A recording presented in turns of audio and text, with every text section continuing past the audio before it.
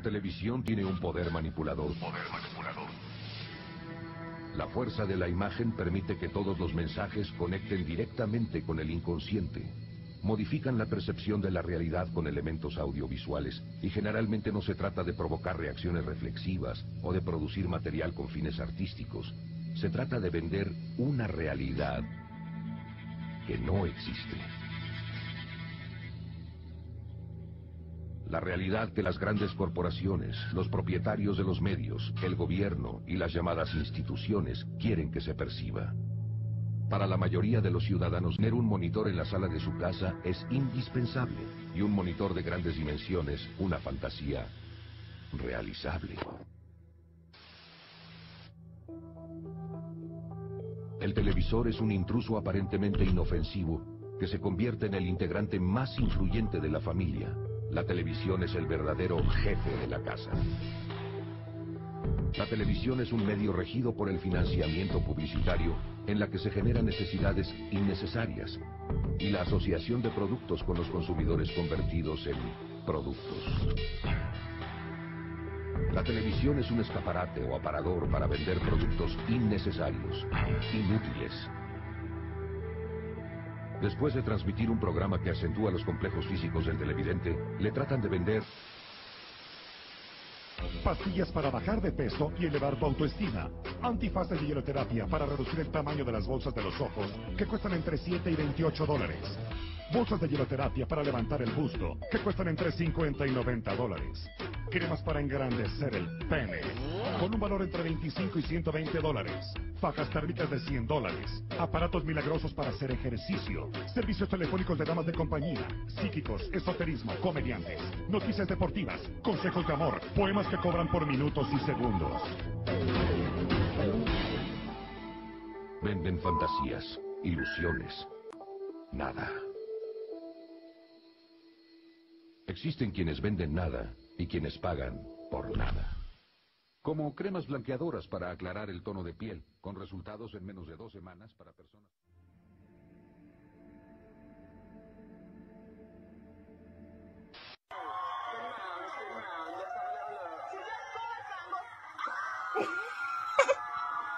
Ya muchos afirman que esto es una realidad, y más allá de una teoría conspirativa.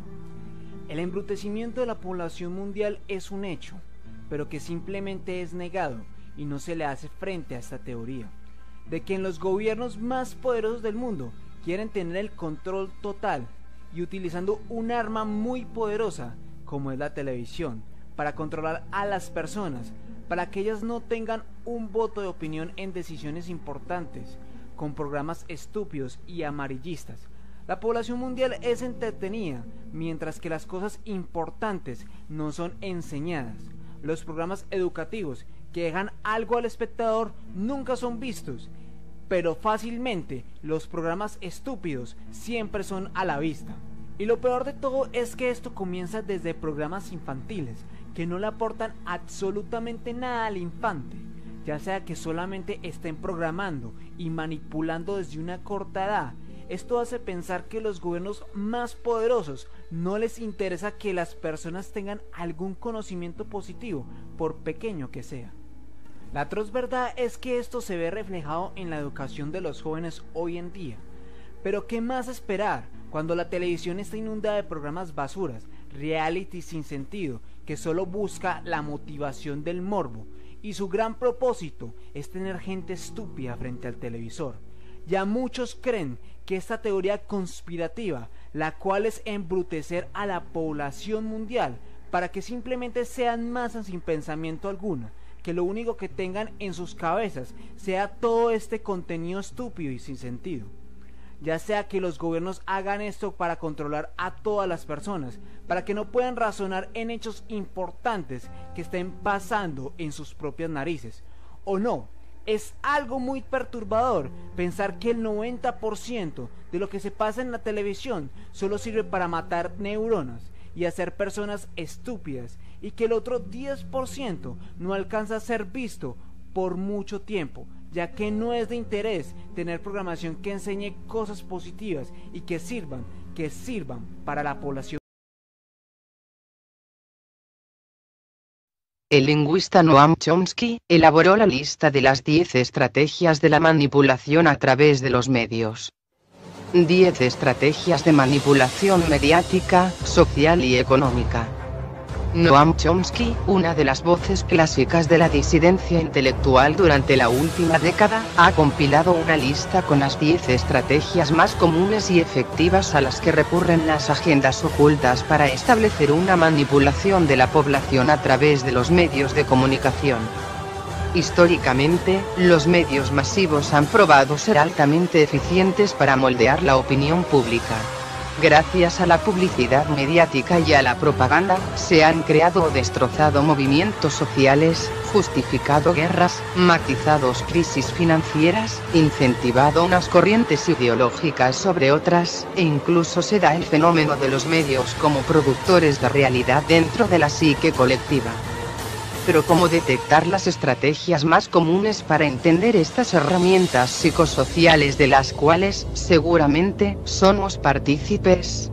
Afortunadamente Chomsky se ha dado a la tarea de sintetizar y poner en evidencia estas prácticas, algunas más obvias y otras más sofisticadas, pero aparentemente todas igual de efectivas, y desde un cierto punto de vista, denigrantes. Incentivar la estupidez, promover el sentimiento de culpa, fomentar la distracción, o construir problemáticas artificiales para luego, mágicamente resolverlas. Son solo algunas de estas tácticas. 1. La estrategia de la distracción. El elemento primordial del control social es la estrategia de la distracción, que consiste en desviar la atención del público de los problemas importantes y de los cambios decididos por las élites políticas y económicas, mediante la técnica del diluvio o inundación de continuas distracciones y de informaciones sin importancia. La estrategia de la distracción es igualmente indispensable para impedir al público interesarse por los conocimientos esenciales, en el área de la ciencia, la economía, la psicología, la neurobiología y la cibernética. Mantener la atención del público distraída, lejos de los verdaderos problemas sociales, cautivada por temas sin importancia real. Mantener al público ocupado, sin ningún tiempo para pensar. 2. Crear problemas y después ofrecer soluciones. Este método también es llamado problema, reacción, solución. Se crea un problema, una situación prevista para causar cierta reacción en el público, a fin de que éste sea el demandante de las medidas que se desea hacer aceptar. Por ejemplo, dejar que se desenvuelva o se intensifique la violencia urbana, o organizar atentados sangrientos, a fin de que el público sea el demandante de leyes de seguridad y políticas en perjuicio de la libertad. O también, crear una crisis económica para hacer aceptar como un mal necesario el retroceso de los derechos sociales y el desmantelamiento de los servicios públicos. 3. La estrategia de la gradualidad. Para hacer que se acepte una medida inaceptable, basta aplicarla gradualmente, poco a poco, por años consecutivos. Es de esa manera que condiciones socioeconómicas radicalmente nuevas, neoliberalismo, fueron impuestas durante las décadas de 1980 y 1990.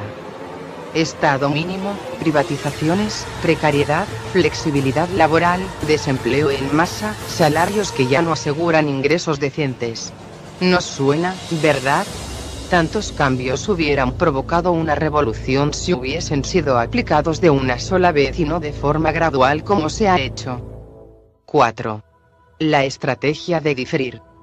Otra manera de hacer aceptar una decisión impopular es la de presentarla como dolorosa y necesaria, obteniendo la aceptación pública, en el momento, para una aplicación futura. Es más fácil aceptar un sacrificio futuro que un sacrificio inmediato. Primero, porque el esfuerzo no es empleado inmediatamente. Segundo, porque el público, la masa, tiene siempre la tendencia a esperar ingenuamente que todo irá a mejorar mañana y que el sacrificio exigido podrá ser olvidado. Esto da más tiempo al ciudadano para acostumbrarse a la idea del cambio y de aceptarla con resignación cuando llegue el momento. 5.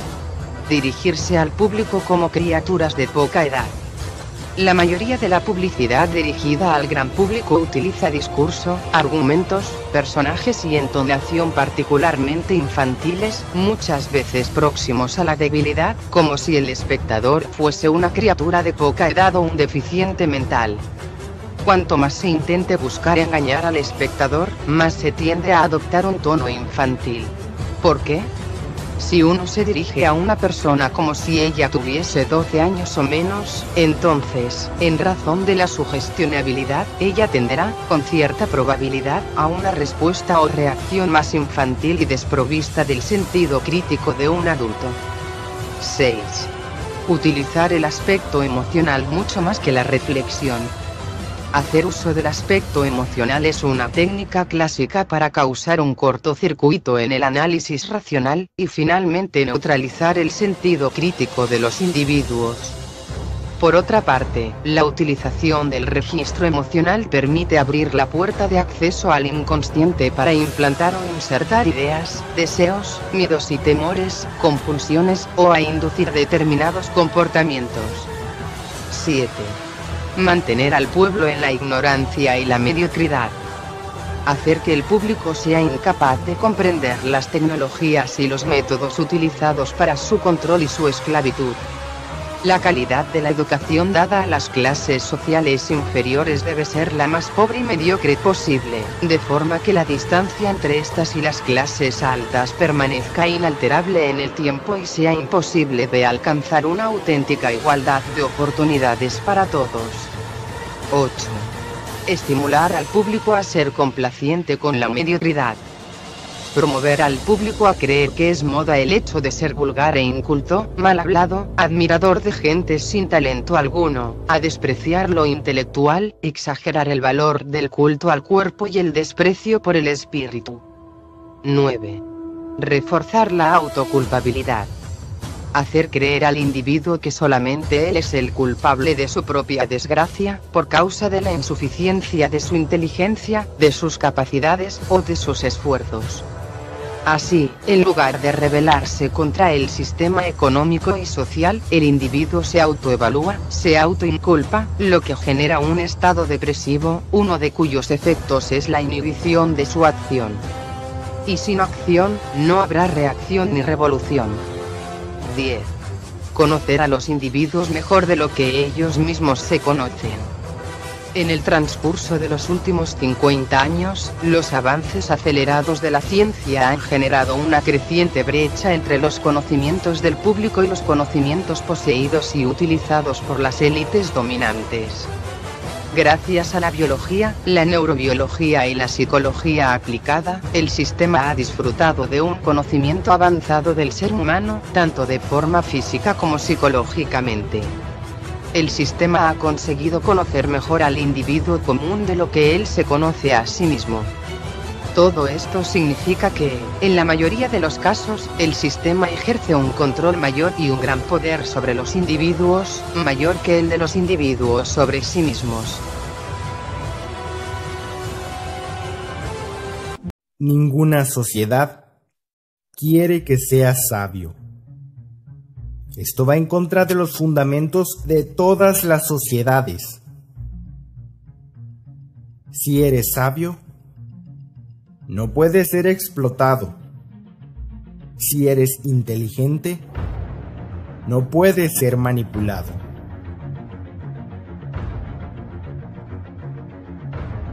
No puedes ser forzado a vivir mecánicamente, a vivir como robot. Tú buscarás tu individualidad, porque los sabios llevan siempre junto a ellos la fragancia de la rebelión. Amarás vivir en libertad. La libertad nace junto a la sabiduría, y ninguna sociedad quiere que seas libre. La sociedad comunista, la sociedad fascista, la sociedad capitalista, la hindú, la musulmana, la cristiana, ninguna sociedad. Porque en el momento en el que empezamos a usar nuestra propia inteligencia, nos volvemos peligrosos. Peligrosos para el sistema. Peligrosos para las personas que están en el poder. Peligrosos para los eruditos. Peligrosos para los que planean todo tipo de opresión, explotación y supresión. Peligrosos para las iglesias. Peligrosos para los estados. Peligrosos para las naciones. De hecho, un hombre sabio es fuego viviente, una llama. Pero él no puede vender su vida. Él no puede ser un sirviente. Él prefiere morir antes que convertirse en un esclavo.